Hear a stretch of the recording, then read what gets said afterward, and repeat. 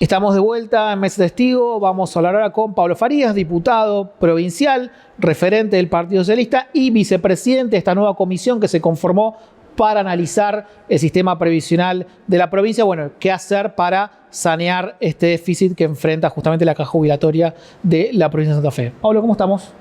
Bien, ¿qué tal? Muchas gracias por la invitación. No, por favor, gracias por venir. Bueno, empecemos por algo básico, empezando por el tema de la comisión. ¿Por qué se tomó la legislatura la definición de armar justamente una comisión para analizar la situación de la caja jubilatoria de la provincia?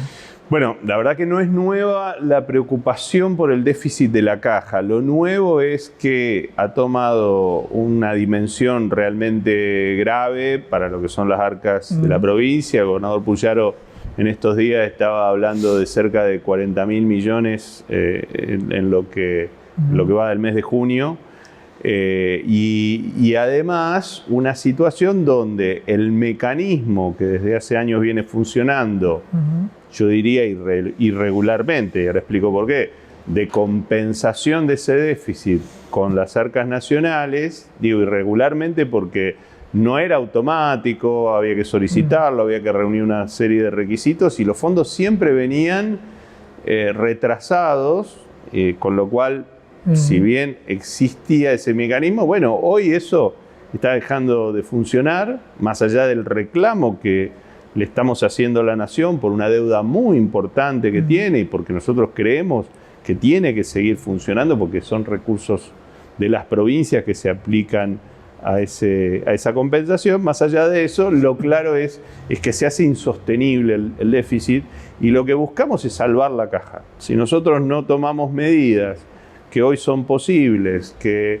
se pueden hacer de manera que no afecten gravemente a ninguno de los aportantes a la caja, bueno, lo que nos puede llegar a suceder en un plazo no demasiado largo es que la caja colapse y creo que ese es el peor de los escenarios, obviamente, ¿no? Pablo, ¿sobre qué aspectos van a poner la lupa? Digo, el tema de edad, el tema topes a determinadas jubilaciones, bueno, los regímenes especiales. A ver, la necesidad de la comisión justamente tiene que ver con esto, de generar un ámbito legislativo donde se involucren ambas cámaras, que esto es lo que hicimos con la ley que se sancionó. En el seno de esa comisión se van a escuchar todas las voces, pero fundamentalmente nosotros, y ya lo empezamos a hacer el día de hoy, ¿no? Recibir del Poder Ejecutivo, de los principales funcionarios, toda la información que nosotros necesitamos para abordar el problema, ¿no? Y la comisión lo que va a hacer es emitir un informe, decir, bueno, nosotros lo que vemos es que la situación es esta y que las cuestiones que hay que abordar rápidamente son, a ver, el aporte, hay que ver, el tema de edad es una discusión, hay que ver si realmente esto impacta, cuánto impacta y cuánto habría que modificar, pero nosotros creemos que hay que analizar todo el contexto de la caja y su déficit para poder determinar realmente cuáles son las modificaciones que hay que hacer. Nos interesa escuchar, como decía, todas las voces. Hoy tuvimos la oportunidad de estar con los involucrados del Poder Judicial, ya sea el gremio de los judiciales como el Colegio de Magistrados, más allá de los gremios que integran por sí la comisión por la ley. Nosotros también estamos recibiendo a otros sindicatos que nos han pedido, que nos están pidiendo participación, como por ejemplo el caso de hoy de la Unión de Docentes Argentinos, de UDA, que también han sido escuchados. Bueno, pero decía, es muy importante que en el seno de la comisión contemos con toda la información por parte del gobierno. ¿Por qué? Porque nosotros tenemos que analizar el déficit para saber que las medidas que se tomen realmente sean efectivas y al mismo tiempo se respeten los derechos. Primero los derechos adquiridos, es decir, los que ya cobran la jubilación, que no se vean afectados por una ley posterior. Segundo, nosotros tenemos que defender conquistas que se han logrado. Si hoy se está pagando el 82% móvil, bueno, tenemos que lograr que esto se sostenga y que se sigan pagando jubilaciones con un buen nivel. Y tenemos también que lograr que las modificaciones sean progresivas y que se distribuyan de manera adecuada entre quienes. Por ejemplo, los sueldos más altos sean los que aporten más, que los sueldos de menores recursos no tengan una gran modificación de gravamen o no la tengan, y que podamos garantizarle las jubilaciones en las medidas y en las proporciones que hoy se están estableciendo en los distintos sectores de la administración pública, ¿no? Hablando sobre uno de los últimos puntos que mencionaba, decía un funcionario muy importante de la provincia en alguna conversación que tuvimos, sí, que lo que aporta un portero que un juez es el mismo porcentaje. Claro, eso creo que es algo que evidentemente vamos a tener que cambiar, porque más allá de que el porcentaje afecta en la misma proporción, a los mismos salarios, no es lo mismo aplicar el porcentaje a los salarios más chicos o más bajos que tiene la administración pública que en los más altos. Los sueldos más altos necesariamente van a tener que aportar más. Eso es algo que seguramente vamos a tener que abordar. Ahora, la dimensión, cuánto va a ser ese aumento de aporte, cómo lo vamos a establecer, bueno, estas son las cosas que va a haber que definir. En un informe que lo que va a hacer es recoger toda esta información, escuchar todas las partes y acercarle al Ejecutivo para que en definitiva sea quien envíe el mensaje que va a ser lo que vamos a trabajar. Entiendo que en el transcurso de este año. Pablo, hablando de otro tema también importante de la agenda legislativa, reforma constitucional.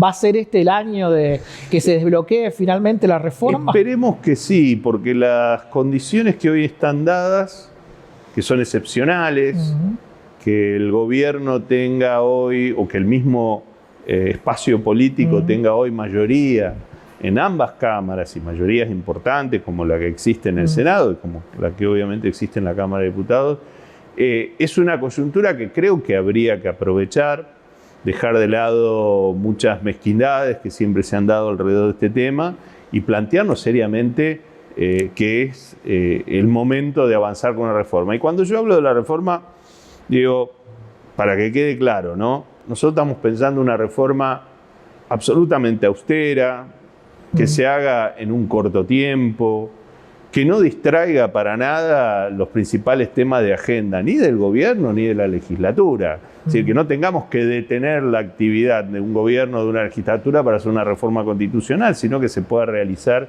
en un corto periodo de tiempo, de no más de 30 o 60 días, que lo puedan realizarse al mismo tiempo que se desarrolla toda la actividad del gobierno, y que, por ejemplo, las elecciones se realicen junto con otras elecciones para no tener que hacer un acto electoral específico.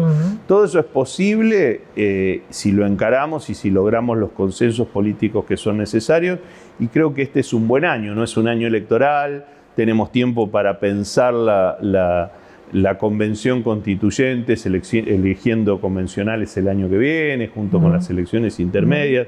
Me parece que sería un buen avance. Hay varios proyectos, de hecho este es un tema que se ha trabajado muchísimo. Nosotros como en los gobiernos del Frente Progresista, y a mí particularmente me tocó en el gobierno de Miguel Lipschitz como ministro de gobierno, trabajar la línea que él le dio muchísima importancia y que lo puso en las prioridades de la agenda de la necesidad de la reforma.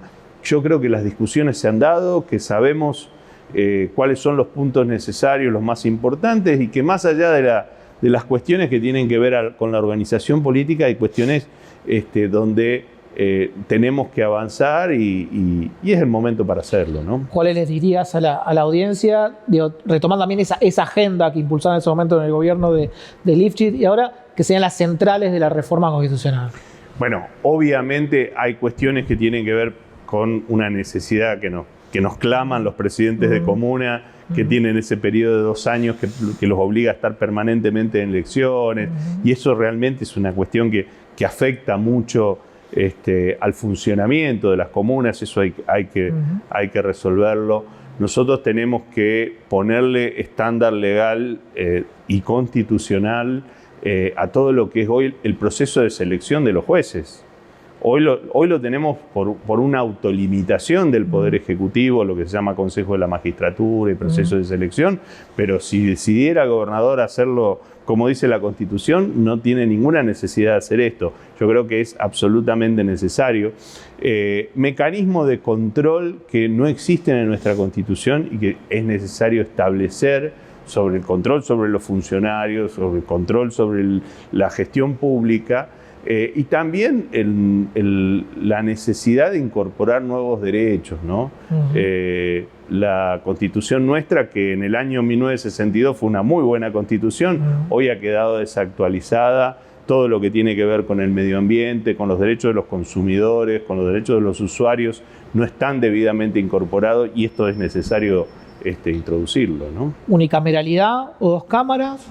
No, yo creo que eso es un debate que en algún momento se planteó, pero hoy creo que puede funcionarse bien con las 2 cámaras como existen. Sí creo que habría que pensar un funcionamiento que nos permita extender. Es realmente muy difícil de explicar que la mayor parte del año estamos en periodo extraordinario, ¿no? Un resabio de viejas claro, épocas. es decir, que empieza el periodo ordinario en mayo y termina a fines de noviembre. Igual la legislatura funciona el resto de los meses, pero lo hacemos como periodo extraordinario, es decir, con iniciativas del Ejecutivo, sin poder tratar leyes que sean iniciativas de los legisladores, si no las incorpora el Ejecutivo. Digamos, estos son resabios de un sistema antiguo que hay que cambiarlo rápidamente, ¿no? Pablo, ¿qué otros temas de la agenda legislativa tienen fuertes para la segunda parte del año? Bueno, miren, nosotros estamos siguiendo muy de cerca esta agenda fuerte que planteó el Ejecutivo y es lo que hemos trabajado hasta aquí. Obviamente nos interesa avanzar más todavía en cuestiones que están vinculadas a la seguridad y hay iniciativas de los legisladores para trabajar en ese sentido. Más allá de esto que va a ocupar la agenda que tiene que ver con la reforma del sistema provisional de la Caja de los Agentes Públicos, bueno, a nosotros también nos interesa cuestiones que tienen que ver con derechos de la tercera edad, sobre eso se está trabajando. Hay iniciativas también para trabajar en políticas sociales y también en derechos de la niñez, que creo que es importante. Y algo que nosotros empezamos a trabajar mucho y ha tenido fuerte impacto, hemos realizado hace poco una audiencia pública sobre el estado de la Ruta Nacional número 11, pero hoy hay una necesidad de revisar toda la infraestructura y el reclamo a la Nación, nosotros lo hemos hecho, pero también acompañar este proceso que se va a dar de adaptación de las leyes al nuevo esquema que se viene en el país, ¿no? Para eso nosotros tenemos que dar una discusión interna y acompañar sobre todo al gobierno en la defensa de los intereses de la provincia de Santa Fe.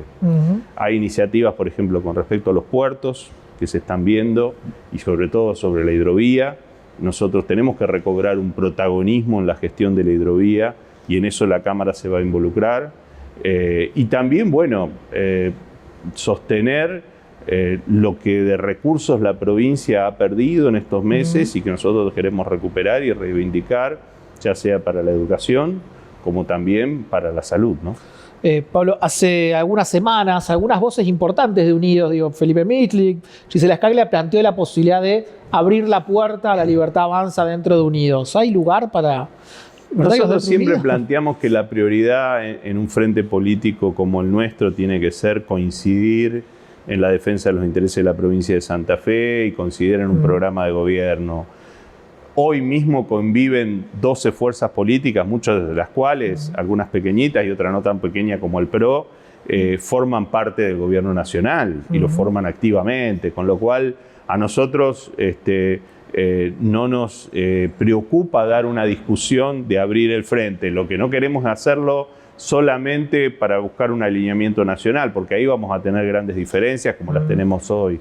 Nosotros tenemos que coincidir en el plan de gobierno, coincidir en el perfil de fuerzas políticas que queremos y el perfil de personas que se integran a la función pública, y en ese sentido no tenemos problemas, pero no para buscar un alineamiento nacional. Ahí me parece que vamos a tener diferencias muy grandes. ¿Cómo te imaginas el 2025 con elecciones locales y nacionales unidos a nivel local y a nivel nacional, libertad de acción? Y así ha sido durante muchos años.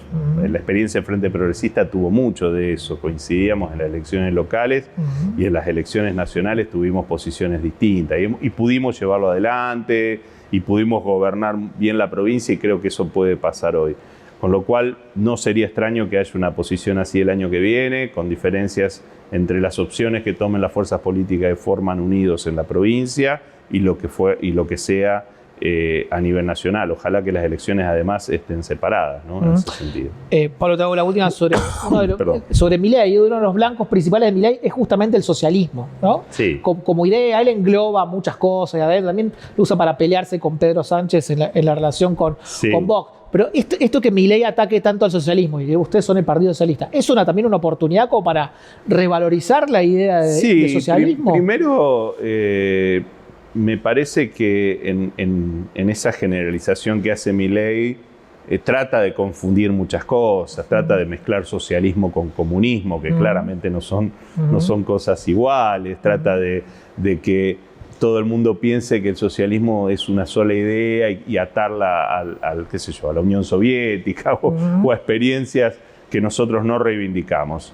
Me parece que sí, lo que está en juego acá es discutir políticas más solidarias, discutir políticas que contemplen a la totalidad de la población y no solamente a algunos sectores, discutir cómo se distribuye, no solo cómo se genera riqueza, que es importante, discutir la generación de riqueza, y nosotros estamos totalmente dispuestos a dar ese debate, pero también tenemos que discutir la distribución de la riqueza, y en eso nosotros tenemos un compromiso muy fuerte en seguir apostando a políticas distributivas. Por supuesto que eso no implica reivindicar y decir que todo lo que se hizo hasta acá estuvo bien, ni reivindicar ni defender al kirchnerismo que nosotros criticamos y del cual también hemos sido oposición. Por eso es que no nos parece que sea un buen mecanismo esta lógica de demonizar al opositor que tiene Milei.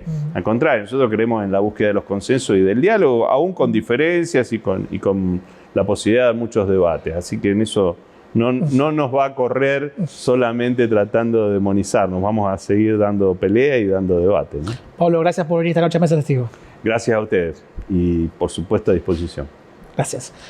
Quédense, hacemos una pequeña pausa y ya volvemos con más Mesa Testigo.